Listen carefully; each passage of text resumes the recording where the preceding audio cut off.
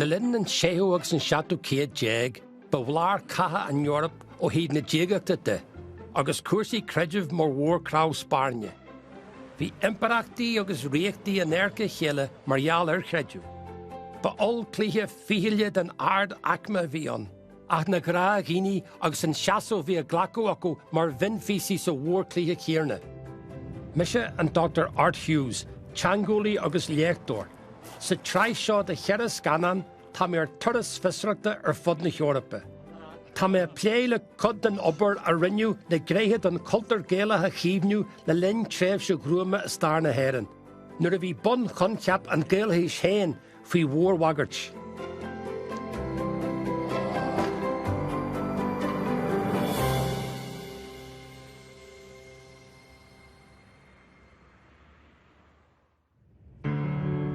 Seo mé ar mabhalach go Páras, ceandan na carthathe is fearr ar dóin.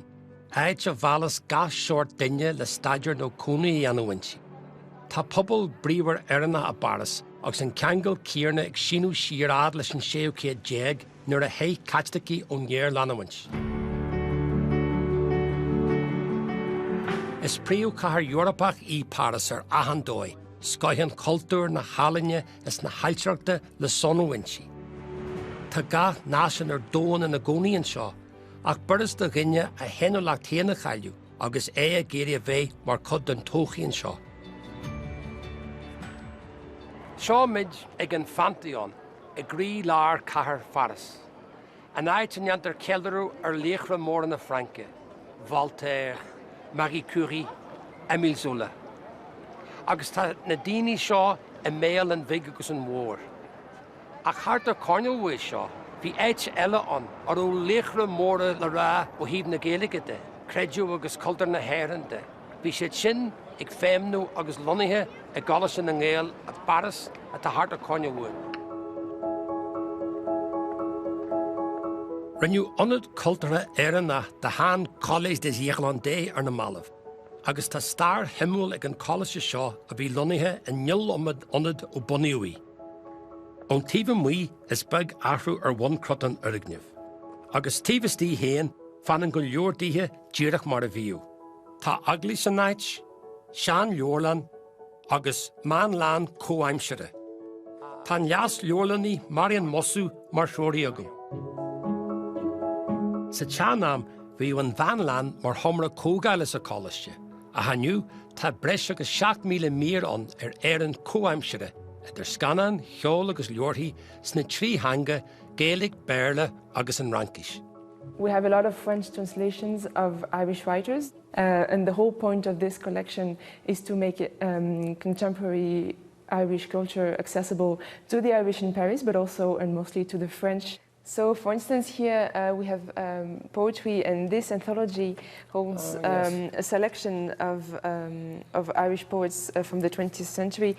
They have the original texts and their French translation. For instance, here we have Beckett. I know this book because, in fact, I think I had translations of this of Gaelic poets towards the back here. That was a big exhibition in Paris, yes. Yes, Nuala ní Gonal, Chum Shear, in direction to the west. It's great that you have got that facility to get the Irish language directly to the French or the Spanish or the Breton without going through English all the time. So it's a very good anthology. And to make it accessible for the French public. Yes, very much so. Táis bin an Marion catalogur líne tú de hán chartlan inta na luorlinne. Tá maithas is se ar 4,000 mír de na 9,000 mír as cartlan na Coláiste digitíthe, agus seata nis sig an phobal ar an mmonachar cíarna. In aion na nuala a lig, tá préimhethe starún na haite an go fáil, agus tá Marion do mahort go dtí seoir thomra de coide na rigneamh. Seo nis sean Coláiste na Gael. Ínta deas ar fad. So this is one of the very few old libraries that still exist today from all those that you could find in this area of Paris, in all the colleges, monasteries and convents. They all had their own libraries at the time, at the end of the 18th century, but most of those have been lost or have... Due to the French Revolution? Yes, but also, if they still exist, they have been put into larger collections. This one has the privilege of being in its original site. Bí an Éireannach an tathair John Lee stúrthar Collège na Gaeilge Páras nuair a chláirigh siad le hOllscoil Páras in 1578, agus lástíonn faighte acu sna nua-léithe in Collège de Montaigu. Is beag álas agin John Lee hain. Tás grú sé a haachnú ar na Sasannaí, ach ba bheag tafad a dagu an chléir caiteach an a fan an glúiseach, ó hála ar a seachnú iad. Chuirt sí faran na fáilte riban cléir Éireannach sna tíorta sin de chud na Eorpa a dan dílist an caiteachas a rihan Reformation. Tás agan gur tháinig John Lee go Páras agus drám beag daoine ága mar aon leis. Tás agan gur de Héileach a bort láirge é, gur a bhaintear go mór an cin a gúrsaí greithe, gúrsaí trádála, gúrsaí tráchtála leis an rank. Sin fá gúrsaí don anna go an anhan na Frankia. Bhí teagmhailech an sin, daoine roiineach orthu, daoine a bheithú cóirle dáibh. Bhí siad na daoine seo bhí siad an Frankise Lordsló, agus bhí siad an socrúistethe síl na Franca gan mór an tribláide. Céanar bunniú an Collège go firmalta bhí Stúr Lee, ba duine alltáhata é a Warabert na Haidse. In éiad an airlí imacht heilean Collège aitheantas ó Ollscoil Páras, agus bhain stadas dleatha amach in 1623. Das agus d'urber an Collège léithe, ach le himeacht an náma ba léir gur láistí ní ba bhó agus ní ba áisteanna dí. Lag siad a súil Coláiste Éireannach, ró Collège de Lombard, Collège na Lombardach bin an Lombardach san am agus Éireannach a bheith an cuasaí bank. Hín Collège an le 3 bliain san am, ach bhí óscoileann de go chénig na Éireannach agus bhí sé dim heile. Agus bhíon áid seo fallú agus bhí sé bheith ina fochrach, bhí sé tuite me sa chéile. Fuair Collège na Gaeilge, cead an forigniú Collège de Lombard a úsáid le tuairt faoin nua Orbert seo, agus is cúis iontas é go dtáinig an teannach le sláán in aineann na nachrithe ar an mhain origniú a bhfuil sí site an agus ar Páras héin. Bhí cead réige a taistil dá seo agus mar an coip den litir fashionta a gartla na sean luair linne. This here is a manuscript copy of a letter of patent by Louis XIV. It dates from 1677, and by this letter, Louis XIV was allowing the Irish community to buy the Collège des Lombards. It had been established in 1333. But less and less Italian students had been coming, so the bursaries from the Lombard College had been attributed to Irish students instead over the years. And Louis XIV here is confirming that he allows the Irish community to buy this building and to repair it to be able to move into it. Der mar fuain na pentlíthe grim leidir Éireannach le himeacht na mblianta dainú ait na Gaeilge an Collège de Lombard. Leis an Éireanne rá bhí rahas blahanantíthe, mar heilú is thorniú na céta sagart don vision caiteacha Éireannach inchi. It's the period during which the college goes through a kind of golden age. So the college had been on very insecure foundations for much of the 17th century. And it's really only with the establishment of the Collège des Lombards, an Irish institution in the 1670s, that the Irish acquire a secure permanent home in Páras. Le linn na bentlíthe glach rialtas hasan na shelver íon áhar caiteach nó bhilse de. Da bhrí sin rinneú iarracht livescríbní tábhata a hábhail. Cíbhnú go leor acu a ddíortha thar lear. Ba mhór híthar caiteach leor leacan agus fuair sí díjan slán sábhailte seala Collège na Gaeilge Páras. Níos tábhacht a ríist creidtear gur coniú cath colm cillian seo fásta. Leor salam a cúpail níomh colm cillian an láimh héin agus tá sí ar ceann den na livescríbine is luithe do bhfuil agin. Bhí sé de géireann a rud seo hábhail, agus bhí an cachach a dtuigeann tú a seileamh Éireannach a thuatha na Franca, agus curú ar a hábhaile agus ar a choinneal é náid sin na difriúla. Ní féidir ar is a chrochú cé náid aró sé, mar bhí sé de géirí é a chéilt dtuigeann tú. Ach tá gach seanson de réir na daoine aró sin na seileamh go raibh sé an sa Coláiste, go raibh buint ag na daoine sin leis an phobal Éireannach seo a Páras. Ach mar a dearm a rééis mar dúirt mé hena fan, is deacair éon rud a chrothú go starrahfuil ó híomh documéid, mar is pobal ruanda é seo.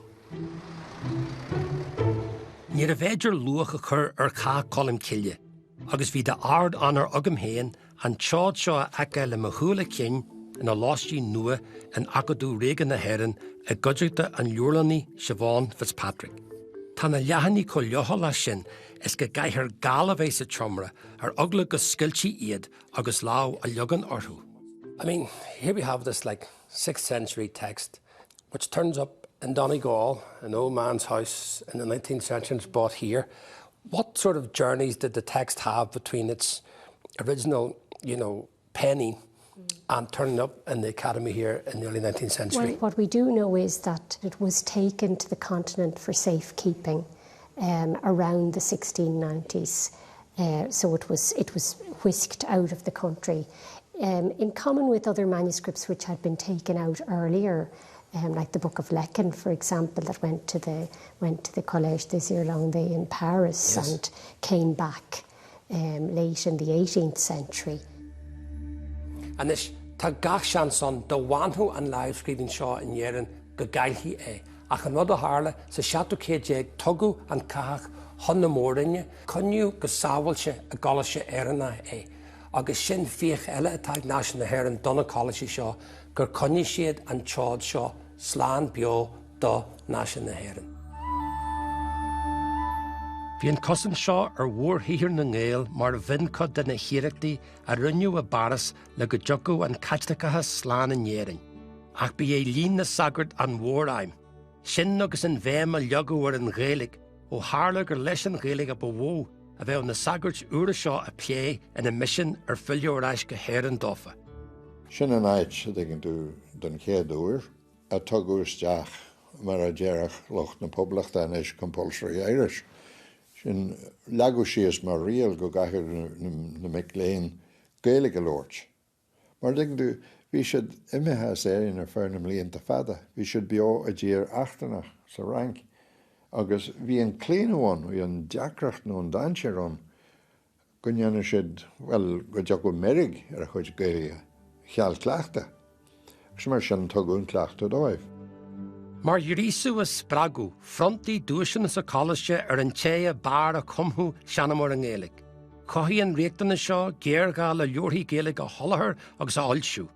An áit cló seasta úsáid d'urbar an Coláiste cló speisial de Gaelach don na leorthaí Gaeilge a clúilú a Páras. This is Andrew Dunlevy's catechism, which is printed both in Irish and English, and it was printed here in Paris in 1742. So on the title page you have both the Irish and the English. And it's very interesting there that this is the old Gaelic font that was designed here in Paris. And we can see also here that this book belonged to a John Lynch and in the early 1800s. So obviously it was very much a working document and, binding, and it was fairly robust because it's lasted over half a century in his hands. Yes. And if we have a look at the pages, we have the font here. Yes.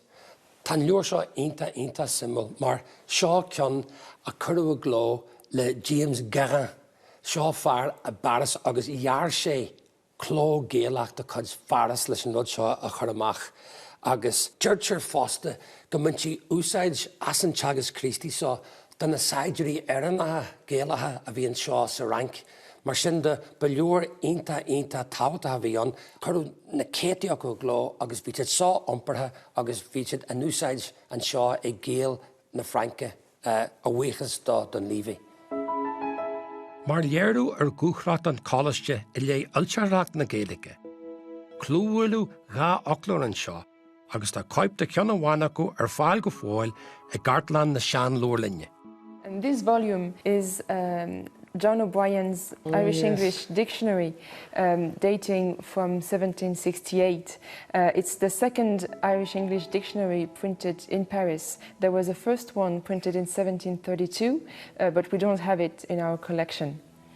Tá seo Harvey simúl nó léiríonn sé an ról ceann nódaithe a bhí ag Páras a Waterbert Achtarach na Gaeilge.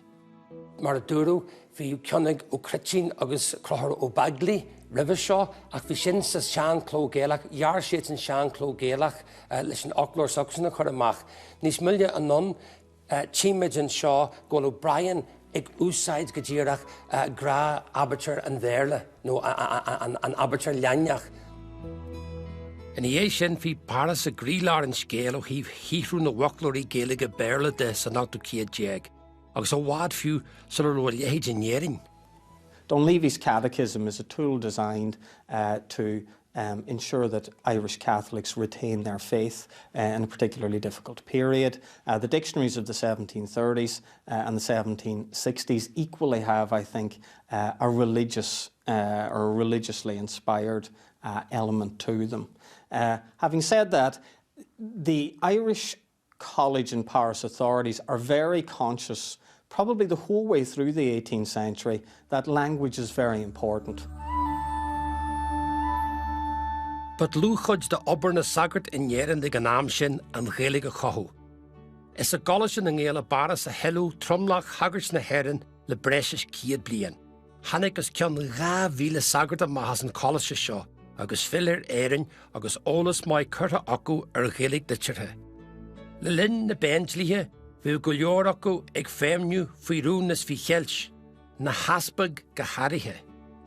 Fuair Padraig O'Donnell Jontas mar áhar sagart le staidir anmha Páras, agus dhéannaí aspag de lá a bidge an non. Seo rilig aglis na Héireann a nisir críat a gonda hiróin. A seo úi Padraig O'Donnell an ché a ceapú in na aspag catslachach ar an drim mhór 1697. Ag an am sin, bhí an chléir catslachach a níbert agus ar a seachnú, a chun í Padraig leis a cleachtú an creidí, cé go gcurid sé héan as aithne mar cheoltóir siúil agus an breig aim fel an brédi Hill an nó seo fásta an tidil dá mar bard ardwathe. Bhí cláirseach aige agus begrá leis go timpeall mar ceoltóir siúil dgan tú.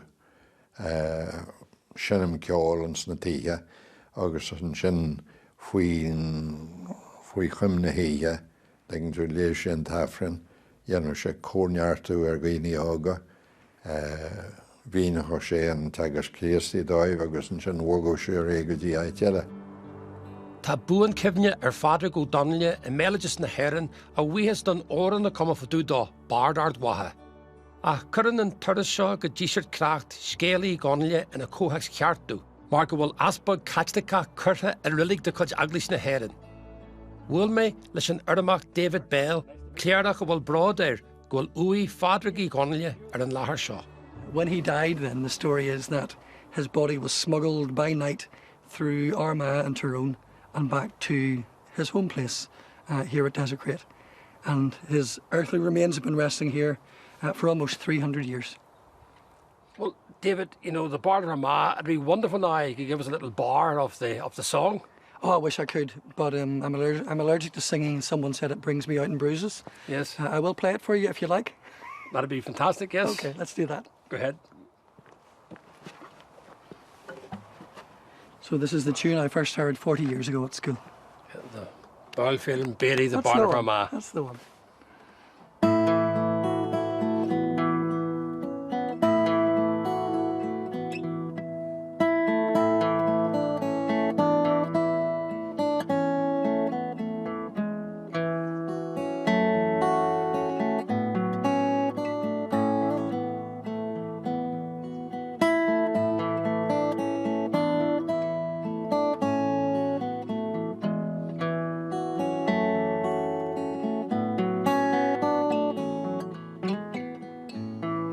Thug bardard waha na clitche leis slan is jeg geschichente in mille shat geets is shejeg.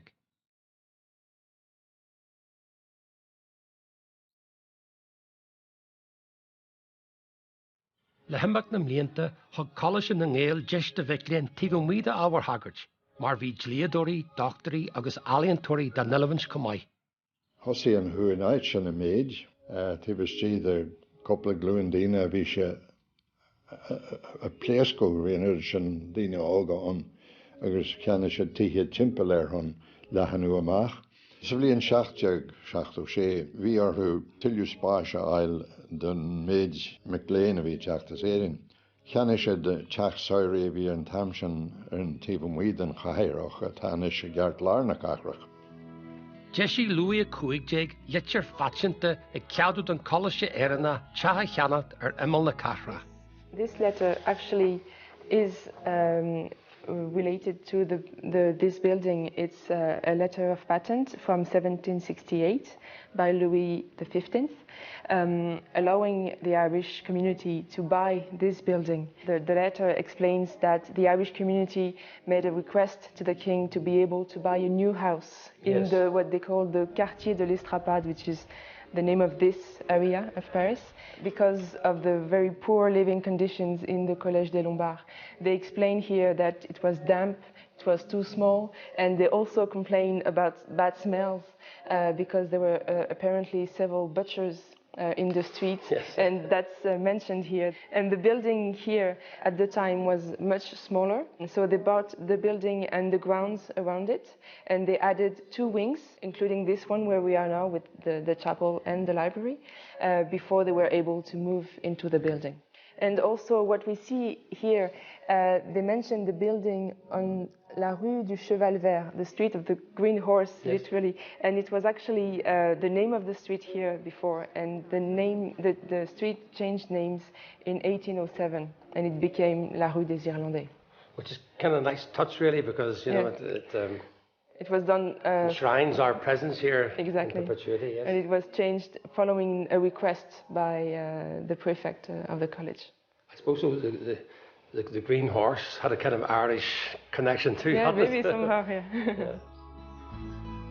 Cheanna sé dáit is chuir deis dóir as an airige a bhí bailithe agus curtha a daisceoch go héin, agus thuair siad is seachan rins blianta na dhé. Wog siad sa dús baile na firága a bhí nachró golaré le bhéna sagart. Dan na dtíine a bhí gola sagartacht in sa Coláiste Lombardach. Hannig jeú le Collège na Lombard agus ón 1910 ré chur idir an teagais go scoláirí futhú an seo a Coláiste na Éireannach. Bhí an tar Michael Lóg mar bháil fearne an am. Fear a dhéanaí ard asbagde agus an nochtú simmer dhé san ailteach aglaiste. Hui fear aileach na naglaisí a Páras a bhéim go mór agus filiú go héirandá agus na péintlíthe a mhuilú, híú a bheith geannas honscadal hábhata tógala. Seo ard aglis catstacach ní Padraig in ardwatha. Agus is sé Cardinal Michael ó Luag a bhí tíomhthír den tionscail seo de máil san 1910. Rins blianta roimhe sin, bhí an Cardinal ó Luag mar olú le díagacht i Coláiste na ngéil a Páras. Agus nochtad sé simhór an ailteach aglasta na carrach sin, aglis nó Saint-Séverin, Notre-Dame agus Sacré-Cœur. Cé gur ailteirí Éireannach a thógan aglis seo, is léir go neathaí stíl sin faras go mór a bheimarthaí. Ag brathnú aglis Saint-Séverin, is léir gur immer a stíl siúd tionathair ard aglis ardwatha, agus is cinse fásta go deathaí fiú aileach an bhinsepal don í Padraig a bhí a Coláiste na Éireannach a bhéim thuail Mhichilí Luag fásta.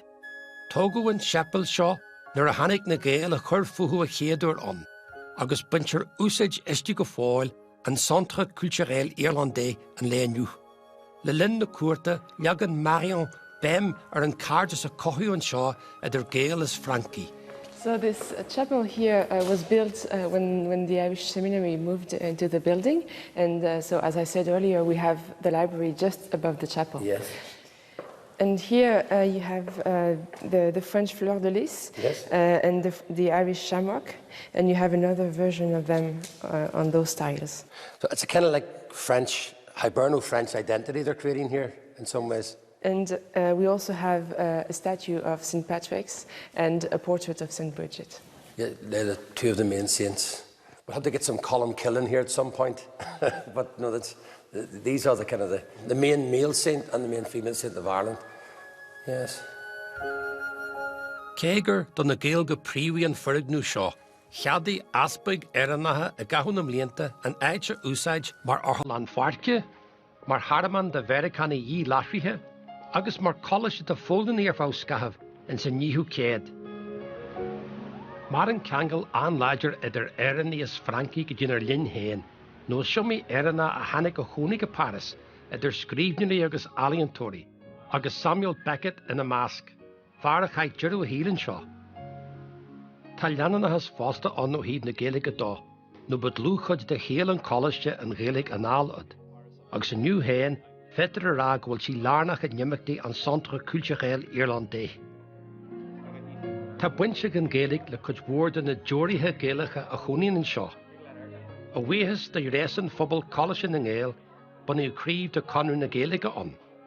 Tá mé seas dún dalgan chun de luú, céimar goil is anamdom, agus tá mé an seas a rancan is ar fad fiche blian ag gobar mar cuntasóir ar thaobh an Gaeilge tá mé just bhfuil bu mé ag bualadh le daoine ar fad na blianta agus tá tharlann sé gur ó rud le déanamh agin chun spás a dhéanamh áit bé mé jobalta an Gaeilge leabhart. So tharlann sé an seo, teacht amach as an chapel an seo, par seo an chapel naomh páirc sin Coláiste na Gaeilge agus sais Páras fa cin néirní, so teacht amach Jedoni agus an sagart fasta agus bhí mé rá, céin fá nach béo club agin.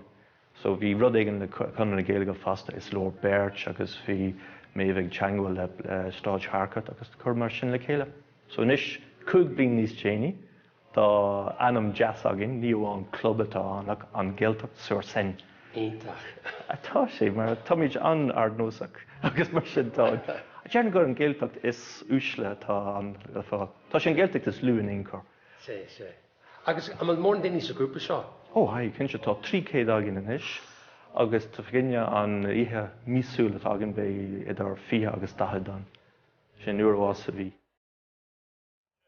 Ba jazz lord na céireann agus scéal phobal na Gaeilge a áthraí sige. Chaith me sealan na goteide an ihe sin, is thó sé a crí go mór gro an nurid sin den deag Gaeilge a lords go léithúil a mór cahar Páras. Le fírinne, chuúr mar chúla dú a bhéad a chuí Coláiste na Gael a bhéim ní amháin ar Gael Páras ach ar na Gael sa bhaile in dhéiring. Honnig bid mar sin, go bhfuil stair ada a bhfuil lúb agus cár intí ag buint le sean Coláiste na Gael a Páras. Ó ná a hanig go málan sa séu céad déag na céad ábhar sagart agus na scolarí an seo. Agus chudí an éireacht sin le midde thuirt aniu go dtí an ionad seo a tá mar Centre Culturel Irlandais, a éimníonn go léithúil mar áit cruinnithe agus áit spracha do Éireannaí Páras. Tá agsúil agus dúchraid go maiid sin fin Coláiste seo, go méid sé féimnú mar áit don na Éireannaí sna glúnta atá amach roin in sa cahar orgar glóhar seo.